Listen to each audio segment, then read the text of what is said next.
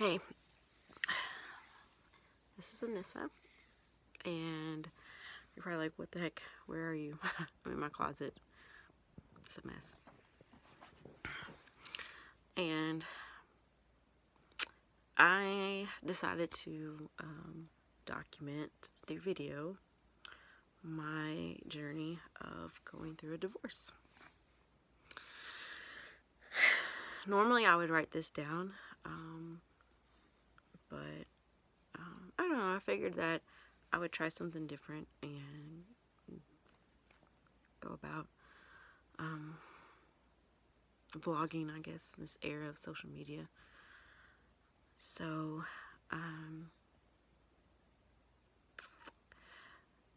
so me and my husband, after 7 years of marriage, are calling it quits. And I know this probably comes as a shock to some people that know us. Some people, not so much. Those are closest to us. They are not surprised. It's one of those things where, we were together 11 years. We dated 4 years, and I think we probably knew we were probably not the right fit for each other, but I found that when you love somebody, you're going to try to make it work, and you do the best you can to make things work, and you just, I don't know.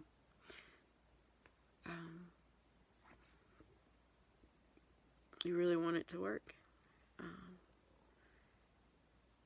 There's no hard feelings. I think we've hurt each other enough with our words. You can really hurt people, and there's a point in which you can't take things back. Things you say. He always used to say, watch what you say, because you can't ever take it back. You can always apologize, but you can't take it back. And it's true. Especially when you try to move on and move forward. It's like when you try to move forward, sometimes those words come back, You don't mean for them to, and you think you let them go, but they don't. So, I sit on my floor like these YouTubers who are making their apology videos with no makeup, and they're looking all sad and remorseful, and I get it. It's the whole idea of coming clean and coming as you are and being honest and open, and this is me. But for me, at this point, I have been watching sappy movies all day and crying all day, and decided to kind of get up and do something like vlogging before I pick up my 2 girls from daycare.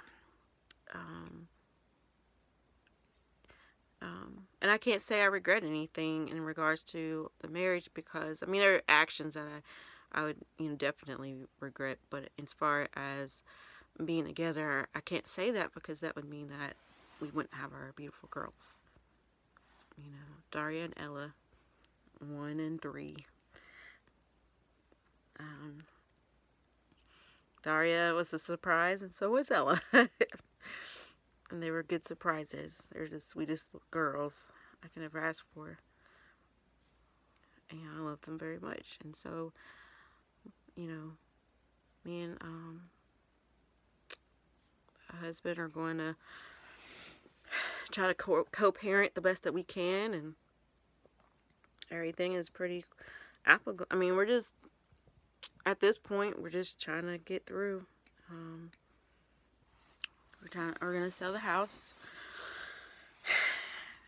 which is sad, but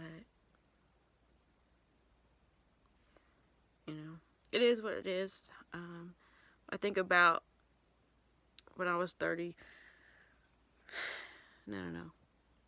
Think about when I bought my first house at 24, and how excited I was about that, and being in that house for so many years and going, I'll never be married, and I'm going to be so old, and I won't be old enough to have kids, and you know how it is. And when you meet somebody I feel like a lot of times that is the engine that pushes your like relationships when it shouldn't.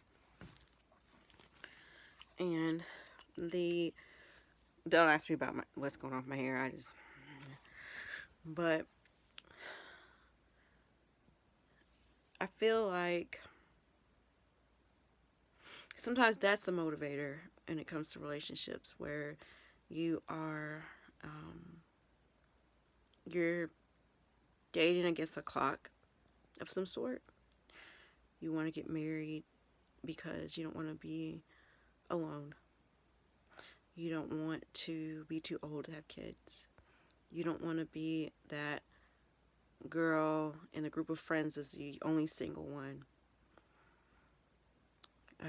You don't want to be alone on the weekends. You know, you don't have anything to do. Holidays. The list goes on and on. Reasons. And sometimes that is the engine that pushes you to make decisions that you probably shouldn't make. Do I regret the decision of getting married? Mm-mm. Because I want to have my daughters, and so it's like one of those things where you can't go back. Like, you can't say what you shoulda, woulda, coulda, and all that kind of stuff. I mean, unless you're in a violent situation, that's a whole nother thing. But God makes things work, and I'm not here to preach or proselytize or anything. If you don't believe in God, that's fine. I do. But it's just sometimes you make decisions and they may not be the right decisions, but I think sometimes God makes things work for good. And that's, I think, one of the verses that talk about that.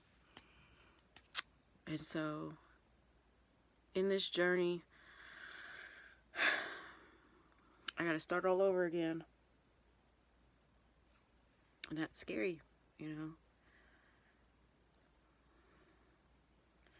And I don't want to sink into a depression. I don't want to be sad all the time. I am embracing the sadness. If I get sad, I do cry.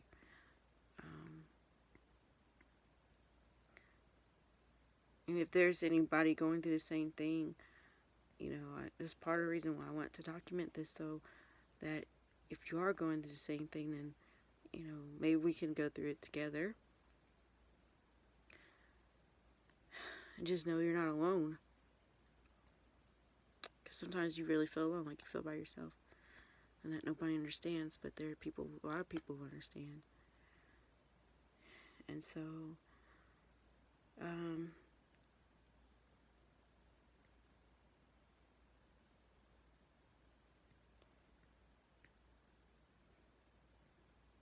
don't know when things will be better. I know that I have family and friends that support me, that behind me. My husband's still my friend. He's still my best friend.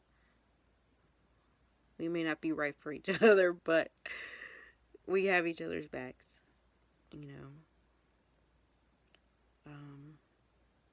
we don't hate each other.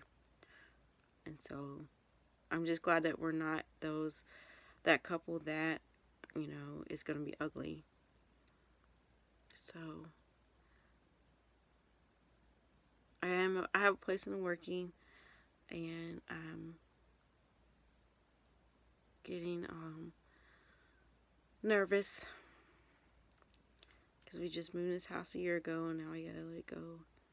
That just makes me sad. And my dad was telling me I needed to get all my stuff out of the attic and go and get through it, and I just couldn't do it.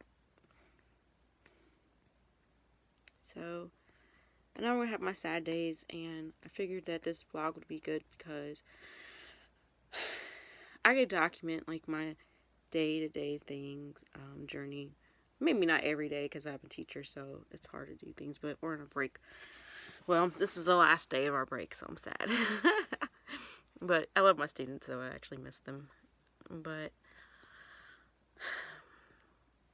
I'm going to get through it, with God's help. And one thing I've learned in my life is that it could always be worse. And my older sister's actually got a mastectomy done today. She's in the reconstructive section of it right now. And she's 9 years older than I am. She took care of me. And I just kind of feel like what I got going on ain't nothing compared to what she got going on. It's sad, yeah, but what she's dealing with is just, it's just worse, And one thing I've learned in my life is that it could always be worse. If you read a book of Job from the Bible, you know it could always be worse. And I learned that. And so all I know is that believe in God or you don't believe in God, but I know for me, He's the only one that helps us through these things, this thing called life. He doesn't promise a perfect life. He doesn't promise us a great, wonderful life. He just promises a life. And then a life after this one, if we accept it. So, I don't have to be the happiest in this life, but I'm trying to make it to the next life, because that's the one that's forever. And, if you're a praying person, please say in prayers to my sister and keep her in your thoughts or your meditations or whatever. I'm thinking the best thing to do is to think about other people, care about other people. Don't focus just on yourself, because that's really what matters in this world. It's taking care of other people. So if I focus on praying for other people, helping other people, then that will help me get through what I'm going through. So